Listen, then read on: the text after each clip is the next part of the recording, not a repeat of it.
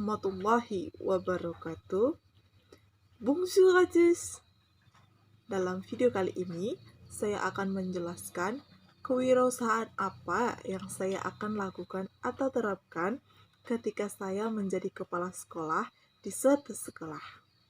Adapun judul yang saya berikan pada video ini adalah Kepala Sekolah sebagai Manajemen Pengembang Kewirausahaan, Pemanfaatan kopi sebagai kewirausahaan di suatu sekolah.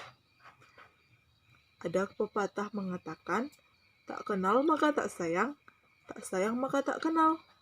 Maka dari itu, izinkan saya memperkenalkan diri. Je me présente, je m'appelle Renameta Siotang, je suis étudiante de la section française à l'UNIMED. Adapun dengan mata kuliahnya yaitu Manajemen Pendidikan dengan dosen Monsieur Jules Herman MM MPD. Baiklah, saya akan menjelaskan mengenai pengertian kewirausahaan. Apa sih pengertian kewirausahaan itu? Istilah wirausaha berasal dari kata bahasa Prancis loh, yang artinya entrepreneur,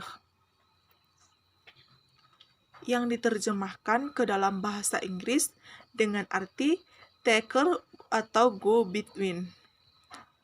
Kewirausahaan adalah merujuk pada sifat, watak, dan ciri-ciri yang melekat pada individu yang mempunyai kemauan keras untuk mewujudkan dan mengembangkan gagasan kreatif dan inovatifnya. Kewirausahaan merupakan kemampuan kreatif dan inovatif yang dijadikan dasar atau kiat dan sumber daya untuk mencari dan memanfaatkan peluang menuju sukses. Adapun tujuan kepala sekolah sebagai pengemban kewirausahaan, yang pertama itu untuk mengembangkan jiwa kewirausahaan warga sekolah ataupun madrasah. Yang kedua, mengimplementasikan kompetensi kewirausahaan di sekolah ataupun madrasah. Peraturan Menteri Agama 58 tahun 2017 pasal 8 mengenai kompetensi kepala sekolah ada 5. Yang pertama, kepribadian. Yang kedua, manajerial. Yang ketiga, kewirausahaan. Keempat, supervisi. Dan yang terakhir adalah sosial. Tetapi dalam video kali ini, saya lebih menjelaskan kepada kewirausahaannya. Kemudian ada potensi sekolah madrasah yang dapat dikembangkan dalam kewirausahaan. Yang pertama itu ada pendidik dan tenaga kependidikan. Pendidik dan tenaga kependidikan dapat meningkatkan kualifikasi maupun peningkatan kompetensinya melalui diklat atau workshop dan lain-lain. Yang kedua itu peserta didik. Peserta didik dapat dikembangkan jiwa naluri kewirausahaannya melalui pembinaan pada kegiatan kurikuler maupun ekstrakurikuler.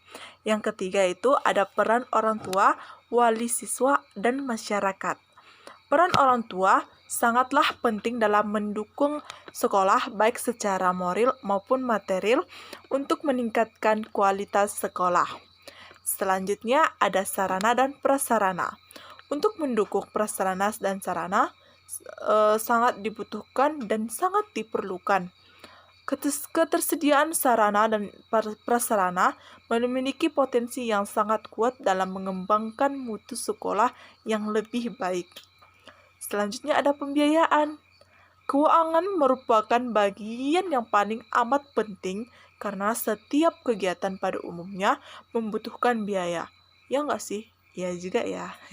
Sehingga perlu diadakan pengelolaan keuangan sekolah. Dalam pengimplementasian kompetensi kewirausahaan di sekolah, terdapat dalam 5. Yang pertama, ada menciptakan inovasi. Yang kedua, bekerja keras. Yang ketiga, memiliki inovasi ya. Yang keempat, pantang menyerah. Dan yang terakhir itu memiliki naluri jiwa kewirausahaan. Kira-kira Kewirausahaan apa ya yang saya buat di sekolah?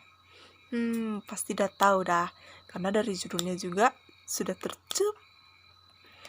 Adapun contoh kewirausahaan yang saya buat adalah kopi. Kenapa saya memilih kopi sebagai kewirausahaan di sekolah? Yang pertama itu karena kopi mudah ditemukan. Apa iya? Di mana sih kopi mudah ditemukan? Check it out.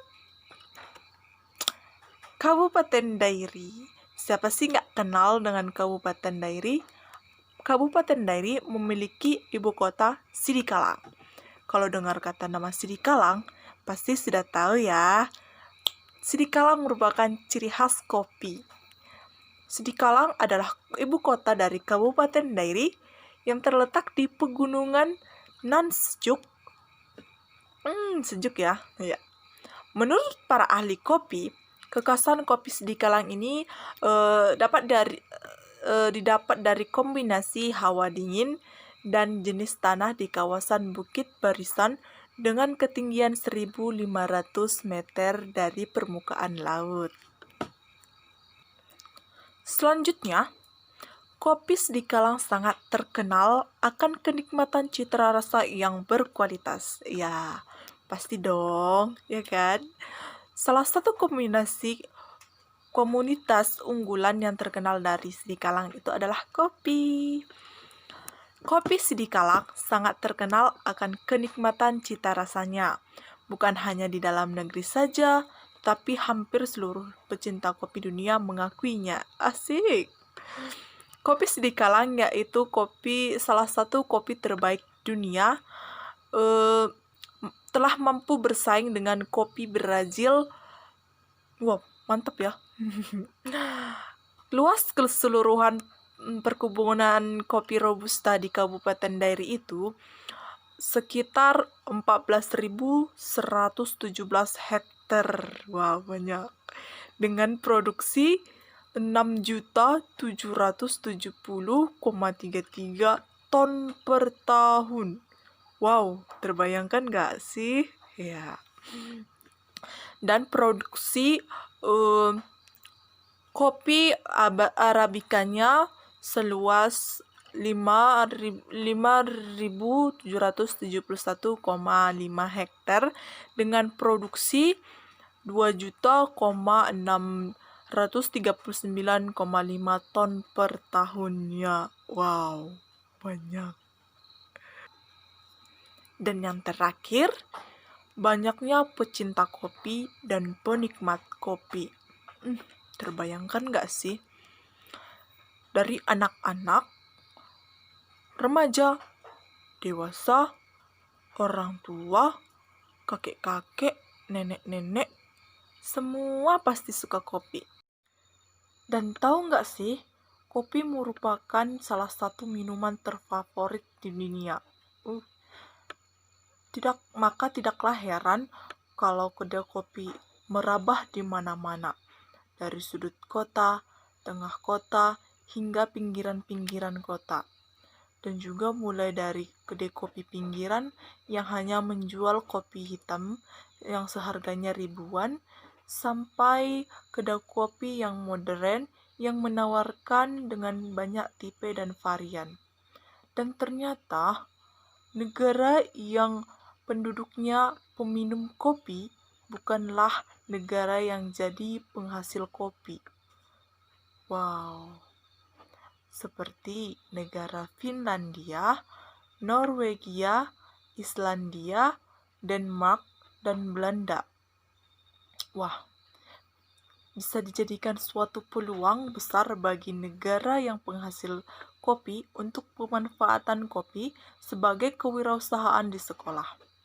Dengan kewirausahaan tersebut, diharapkan dapat meningkatkan pola pikir sumber daya manusia, terfokusnya kepada peserta didik untuk mengembangkan naluri jiwa kewirausahaannya dengan memanfaatkan alam sekitar dan potensi yang ada, serta didukung oleh tenaga pendidik, orang tua, masyarakat, sarana dan prasarana, serta pembiayaan.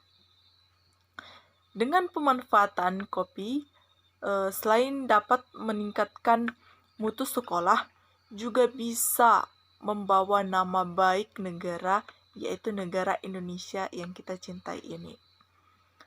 Demikianlah materi saya. Lebih dan kurangnya saya mohon maaf, terkhususnya kepada dosen pengampu, Monsieur Jules Herman. Merci beaucoup for votre attention.